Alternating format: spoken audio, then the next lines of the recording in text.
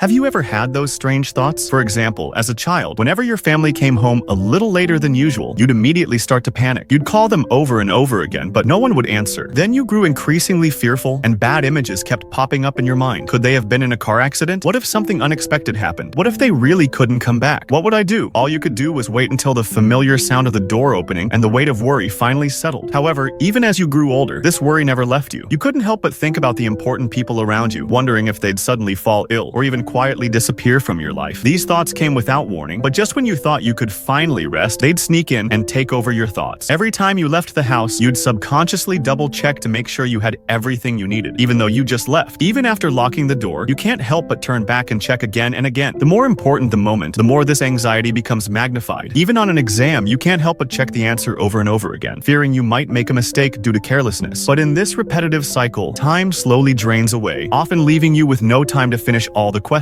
Furthermore, even during a simple conversation, you'll replay the other person's expression and tone in your mind, wondering if you've said something wrong or if you've been misunderstood. When you encounter a problem you can't figure out, you feel like you're being sucked into an endless black hole, spiraling deeper and deeper until you're completely exhausted. Countless times, the more you try to control these thoughts, the more they stick to you like sticky candy, and these sudden, intrusive images you can't shake off. This repetitive checking and endless review is known in psychology as playful thinking, the very essence of obsessive thinking, a typical manifestation. It's like an invisible hand sneaking into your mind when you're most relaxed and defenseless, forcing you to doubt, examine, and even follow some absurd yet inviolable rule. It feels as if you don't follow its instructions, your worst fears will immediately occur. But the truth is, it's not weakness of will nor insanity, but rather your mind's hypersensitivity. Like an overly alert alarm, it sounds the alarm before it can distinguish between a minor disturbance and a real danger, amplifying even a slight unease into an unignorable threat. Yet, all of these cautious reactions were originally motivated by love, a desire to protect yourself and those important to you. But somehow, they gradually deviated from their original purpose, becoming an endless, mandatory mental ritual, like a performance you never actively chose yet are forced to perform over and over again. Every movement, every step drains your energy, secrets, but still can't bring true peace of mind. So what can we do to truly break free from the grip of obsessive thoughts? Perhaps the following methods can provide you with some practical help. Weaken your connection to the thoughts. When those terrifying images or voices of doubt arise again, don't rush to argue with them. The more you try to refute them, the more likely you'll be drawn into the vortex. What you really need to do is remind yourself that this is just a habitual reaction of the brain, not reality itself. Gently set them aside. Don't question them, don't explain them, and don't give them any influence. Step 2. Practice the attitude of Morita therapy. You are not the thoughts themselves, but the observer. When a thought arises, let it stay there. Don't drive it away or cater to it. It comes naturally and will go away naturally. It is because we have emotions and thoughts that we are living individuals. So the next time a thought arises, just say to yourself,